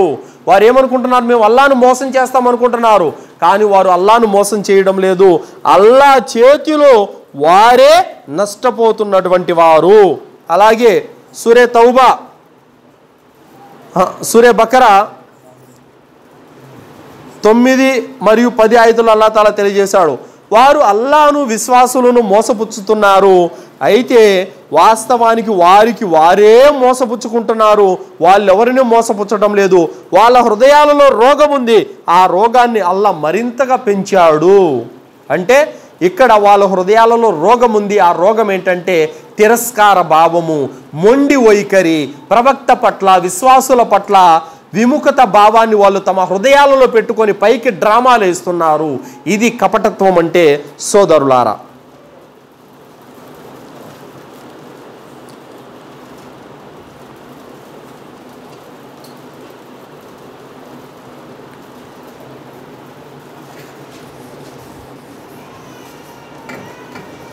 కపటత్వంలో కొన్ని పాయింట్లు ఉన్నాయి. ప్రవక్తను ధిక్కరించడం,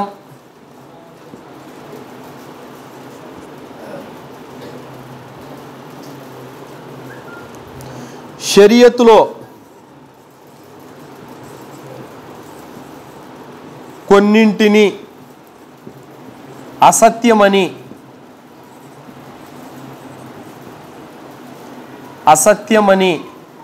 పలకటం. నేను టంగుటూరు అని ఒక గ్రామానికి జుమ్మా ఖుత్బాకి వెళ్ళానండి. జుమ్మా ఖుత్బాకి వెళితే ఆ ఊరిలో నాకు ఒక కండిషన్ పెట్టారు. ఆ కండిషన్ ఏమిటంటే, మీరు ఈ ఊరిలో వడ్డీ వ్యాపారం గురించి ఎత్తొద్దు. వడ్డీ గురించి వ్యాపారం గురించి ఎత్తినారంటే కనుక గొడవలు అయిపోతాయి. ఎందుకంటే ఈ ఊరిలో అంతా వడ్డీ వ్యాపారస్తులే. 300 కుటుంబాలు కలిగిన పెద్ద గ్రామం టంగుటూరు. ఆ గ్రామంలో నాకు చెప్పారు ఈ మాట, వడ్డీ గురించి ఇక్కడ చెప్పారంటే గొడవలు అయిపోతాయి. నిజంగా ఆ రోజు ఈ మాట గనక వాళ్ళ మాట విని నేను వడ్డీ గురించి చెప్పకపోతే నేను అల్లాహకు భయపడినట్లు కాదు, ప్రజలకు భయపడినట్లు, నేను షిర్కు చేసిన వాడిని అయితానని చెప్పేసి ఆ స్టేజ్ ఎక్కేటప్పుడే నేను తెలుగు ఖురాన్ ఒకటి చేత పట్టుకొని మెంబర్ మీదకి ఎక్కడం జరిగింది సోదరులారా. ఎక్కిన తర్వాత ఖురాన్ ఆయుతులతో సహా మొత్తం ఇప్పి చూపించాను. వడ్డీని అల్లాహ్ సుబ్హానహు వ తఆలా మహా ఘోర పాపంగా పేర్కొన్నాడు. మీలో ఎవరెవరైతే వడ్డీ తింటున్నారో వాళ్ళందరూ అల్లాహకు భయపడి మానుకోండి, లేదంటే కనుక తీర్పు దినం రోజున భయంకరమైన శిక్షలు ఉన్నాయని చెప్పేసి హెచ్చరించి, ఇది నా మాట కాదు, మీరు గొడవ చేయాలనుకుంటే నా మీద కాదు, ఖురాన్లో అల్లాహ్ యొక్క మాటలు, మీరు అల్లాహ్తో యుద్ధానికి దిగుతారా, సిద్ధమేనా మీరు అని చెప్పేసి నేను అడిగాను వాళ్ళని. ఎవరి నోటుకుండా మాట రావడం లేదు. సో కాబట్టి ఇక్కడ షరియతులో తమకు నచ్చినవి తీసుకుంటారు, నచ్చనవి వదిలిపెట్టేస్తారు. అర్థమైందా? షరియతులో నచ్చినవి కొన్ని బాగున్నవి తీసుకుంటారు, బాగలేనివి మాత్రం పక్కన పెట్టేస్తారు. వడ్డీని పక్కన పెట్టలేరు. అర్థమైందా? వడ్డీని మాత్రం పక్కన పెట్టలేరు. ఇంకా కొన్ని ఉన్నాయి, ఇస్లాం యొక్క పాపాలలో కొన్ని ఉన్నాయి, అవి కొంతమంది వాటికి పాల్పడుతూ ఉంటారు, వాటిని వదిలిపెట్టడం ఇష్టం ఉండదు వాళ్ళకి. అర్థమైందా? ఇదంతా కూడా ఈ కపటత్వం కిందికే వస్తారు సోదరులారా ఇలాంటి వాళ్ళు.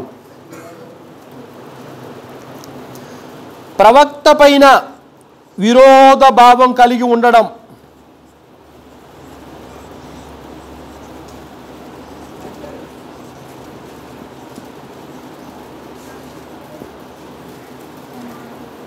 ప్రవక్త పైన విరోధ భావం కలిగి ఉండడం,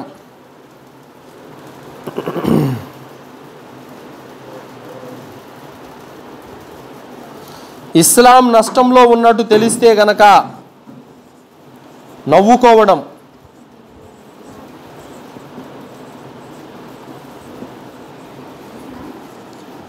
ఇస్లాం నష్టంలో ఉన్నట్టు తెలిస్తే గనక వాళ్ళు సంతోషిస్తారు.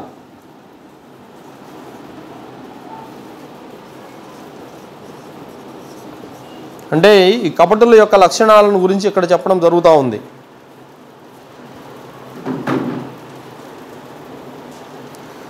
ప్రవక్త మూసా సల్లల్లాహు వారి యొక్క బలగం పెరిగితే గనక తట్టుకోలేకపోవడం,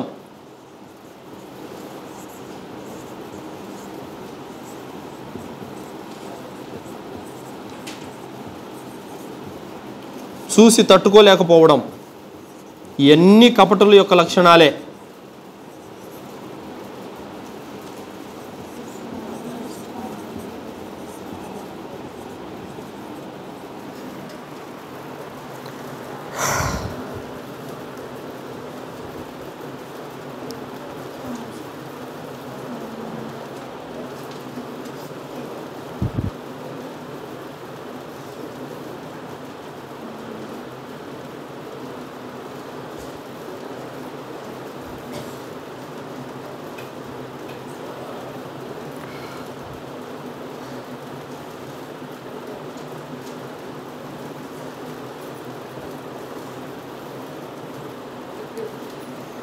అయితే తుడిపేస్తున్నాను.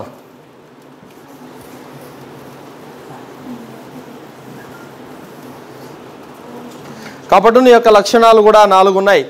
మాట్లాడితే అబద్ధమే పలుకుతాడు, అలాగే ఏదైనా అమానత్ అప్పగిస్తే దాన్ని కాజేస్తాడు, అలాగే గొడవలకు దిగితే బూతులు తిడతాడు,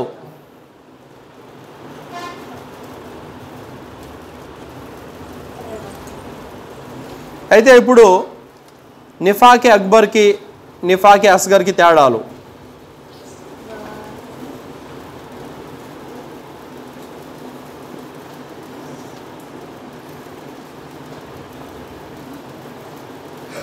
నిఫాకి అస్గర్లో కూడా కొంత వివరణ ఉందండి. అదేమిటంటే ఫజర్ నమాజుకు లేలేకపోవడము, అసర్ నమాజుని ఎగ్గొట్టడము, ఇవన్నీ ఉన్నాయి కదా. ఇవన్నీ చిన్న కపటని యొక్క లక్షణాలు. ఇవన్నీ కూడా అవి కూడా దూరం చేసుకోవాలి. నమాజులకు బద్ధకము, అల్లా యొక్క కార్యాల్లో సరిగా ఆచరణ చేయలేకపోవడము, ఉజూ సరిగా చేయకపోవడము, ఇవన్నీ కూడా కపటుని యొక్క లక్షణాలని వేరే వేరే హదీసుల్లో చాలా వచ్చి ఉన్నాయి.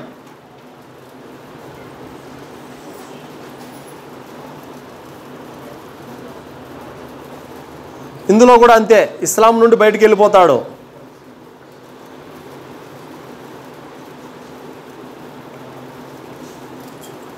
ఇతను ఇస్లాం నుండి బయటికి వెళ్ళడు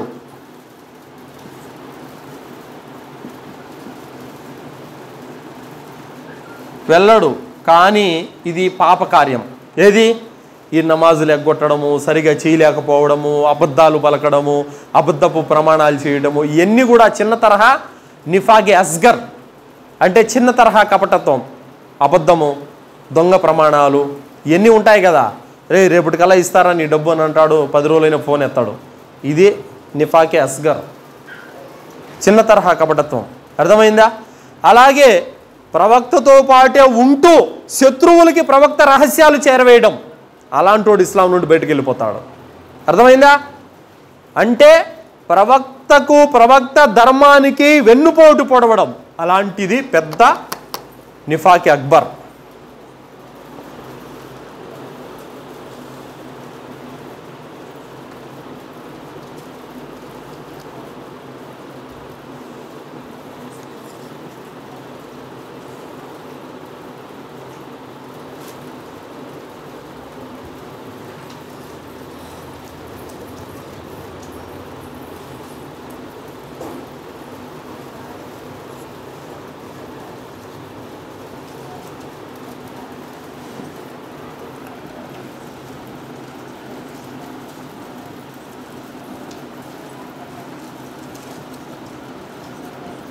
ఇక్కడ చూడండి, నిఫాకి అక్బర్ విశ్వాసాలలో వైరుధ్యం అంటే ఏంటి? ప్రవక్తను ఒప్పుకోకపోవడము, ఆయన తెచ్చిన విషయాలు నమ్మకపోవడము. అర్థమైందా? ప్రవక్త ముహమ్మద్ సల్లల్లాహు అలైహి వసల్లం నేను 7 ఆకాశాల పైకి వెళ్ళొచ్చానని చెప్పగానే నమ్మారు అబూబకర్ రదియల్లాహు వారు, నమ్మకుండా అనుమానించిన వాళ్ళు కూడా ఉన్నారు. అర్థమైందా? అలాంటి వారి కోవ కిందికి వస్తారు. వైరుధ్యం అంటే పెద్ద విశ్వాసానికి సంబంధించిన విషయాలలో వైరుధ్య భావం కలిగి ఉండడం నిఫాకి అక్బర్. ఆచరణల్లో వైరుధ్య భావం కలిగి ఉండడం, ఇప్పుడు ఏం చేస్తావులే, కాసేపు పండుకొని మళ్ళీ వెళ్దాం, ఇప్పుడు ఆడలే, ఇంకా ఇప్పుడు మళ్ళీ స్నానం చేసి ఇవాళప్పుడు మళ్ళీ ఇప్పుడు వెళ్తాం, ఇంకా ఇలాంటి నిర్లక్ష్య ధోరణి, బద్ధకపు సోమరితనపు యొక్క ధోరణి, ఆచరణ విషయాల్లో వైరుధ్యం కలిగి ఉండడం. విశ్వాసం కరెక్ట్గానే ఉంటుంది ఇతంది, ఆచరణ విషయాల్లోకి వచ్చేసరికి వైరుధ్యం ఉంటుంది. ఈడు నిఫాకి అస్గర్, చిన్న కపటి దారి వీడు.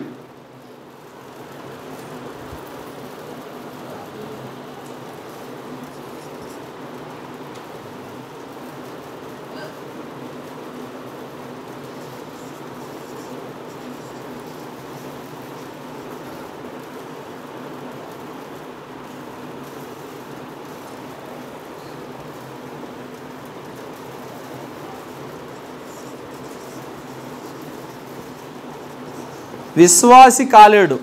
ఎవరు? పెద్ద కపటిదారి. ఇతను విశ్వాసి కాగలుగుతాడు. విశ్వాసిలో కూడా చిన్న కపట లక్షణాలు ఉంటాయి. విశ్వాసుల్లో కూడా చిన్న చితక కపట లక్షణాలు ఉంటాయి.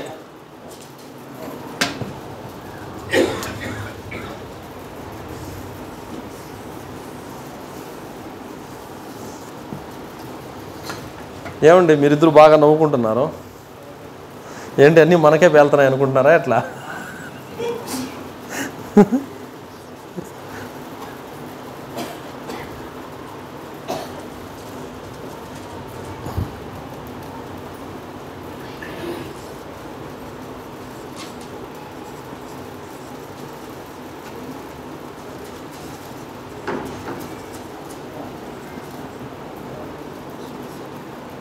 నిఫాకే అక్బర్కి పాల్పడిన వాడు తౌబా చేసుకోడు.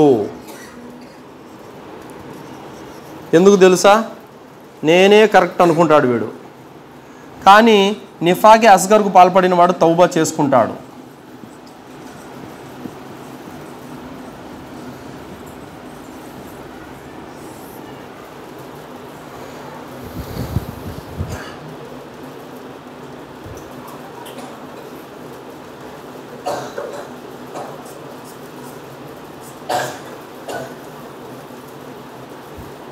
అయితే ఇప్పుడు మూసా అలైహిస్సలాం వారు ఈ విధంగా వచ్చేసి తూర్ పర్వతం మీదకి వెళ్తా ఉన్నారు అల్లాతో మాట్లాడడానికి. శైతాను దారిలో కనిపించాడు. మూసా నా గురించి అల్లా దగ్గర చెప్పు, ఈ విధంగా అల్లా నన్ను క్షమించమని చెప్పేసి. అయితే అక్కడ మూసా అలైహిస్సలాం వారు అల్లాతో చెప్పారు, అల్లా దారిలో సైతాను కనపడ్డాడు, అతను క్షమించమని వేడుకుంటున్నాడంటే తప్పకుండా క్షమిస్తాను మూసా. అయితే వాడు నేను ఆ రోజు ఏ పని చెప్పానో ఆ పని ఇప్పుడు చేయమని చెప్పాను అంటాడు అల్లా. సరే అల్లా అని చెప్పేసి మూసా అలైహిస్సలాం వస్తూ ఉంటారు. మూసా నా గురించి చెప్పావా? చెప్పానయ్యా. ఏమన్నాడు అల్లా? ఆ రోజు అల్లా ఏ పని చెప్పాడు? ఆదముకు సజ్దా చేయమన్నాడు. ఇప్పుడు కూడా అదే పని చెప్తున్నాడు. ఆ ఆదముకు సజ్దా చేస్తే అల్లా నిన్ను మన్నిస్తాడంట. వాడు బతుకున్నప్పుడే చేయలేదు, సచ్చిన తర్వాత నేను ఎందుకు చేస్తానని అన్నాడు. అర్థమైందా? బతుకున్నప్పుడే చేయలేదు, ఇప్పుడు ఎందుకు చేస్తానన్నాడు. వాస్తవానికి సైతాన్ తెలివైనవాడైతే మూసాకు చెప్పాల్సిన అవసరం లేదు, తనకు తానే స్వతహాగా తౌబా చేసుకునేవాడు. కాబట్టి ఇక్కడ ఏమిటంటే ఇక్కడ తెలుసుకోవాల్సిన విషయము, ఎవడైతే నిఫాకి అక్బర్లో ఉంటాడో వాడు నేను చేసింది తప్పు అని భావించాడు, నేను కరెక్టే అనుకుంటాడు, అందుకు తౌబా చేసుకోడు. కానీ ఇక్కడ తౌబా చేసుకునే అవకాశం ఉంది. కావున సోదరులారా, సోదరిమణులారా, ఏదైతే ఈ క్లాసును మనం తెలుసుకున్నామో ఈ క్లాసును పునరావృతం చేసుకోండి, చదువుకుంటూ ఉండండి. ఈ క్లాసును ఏదైతే మీ చెవుతో విని వదిలేసామన్నట్టు కాకుండా ఇన్షాల్లా మీరు మీ బంధువుల్లో, మీ స్నేహితుల్లో, మీ ఊరి వాళ్ళల్లో ఈ విషయాలను కూడా చేరవేయండి. బల్లుకు అన్నీ వలవ్ ఆయా, నా నుండి ఒక్క వాక్యం విన్నా మీరు ప్రజలకు చేరవేయండి అని ప్రవక్త సల్లల్లాహు అలైహి వసల్లం వారు చెప్పారు. కావున ప్రవక్త ముహమ్మద్ సల్లల్లాహు అలైహి వసల్లం వారి యొక్క మాటలు మనము ప్రజల వద్దకు చేరవేయాలి. ఈ క్లాసులు ఇన్షాల్లా మీరు నోట్బుక్లో ఏవైతే రాసుకున్నారో అవి ఇన్షాల్లా మీరు నేర్చుకొని ఇతరులకు కూడా చేరవేయండి. అల్లాహ్తో దువా చేస్తున్నాను, అనడం వినడం కంటే కూడా ఆచరించే సద్బుద్ధిని అల్లాహ్ మనందరికీ ప్రసాదించుగాక. అల్లాహ్ యొక్క ధర్మాన్ని నేర్చుకొని 10 మంది ప్రజల వద్దకు చేరవేసే భాగ్యాన్ని అల్లాహ్ మనందరికీ ప్రసాదించుగాక. బ్రతికినంత కాలం ఖురాన్ హదీసు వెలుగులో జీవితం గడిపే భాగ్యాన్ని ప్రసాదించుగాక. అల్లాహ్ మనల్ని షిర్కు నుండి, కుఫ్ర్ నుండి, నిఫాక్ నుండి, శైతాన్ యొక్క కీడుల నుండి, మహమ్మారి యొక్క రోగాల నుండి అల్లా మనల్ని రక్షించుగాక. అల్లా తాలా మనల్ని కబర్ శిక్ష నుండి, జహన్నం నుండి రక్షించుగాక. అల్లా మనకు జన్నతులో ఉన్నతమైన దర్జాలను ప్రసాదించుగాక. ఆమీన్. వాఖిరు దావానా అల్హమ్దులిల్లాహి రబ్బిల్ ఆలమీన్. అస్సలాము అలైకుం వరహ్మతుల్లాహి వబరకాతుహు.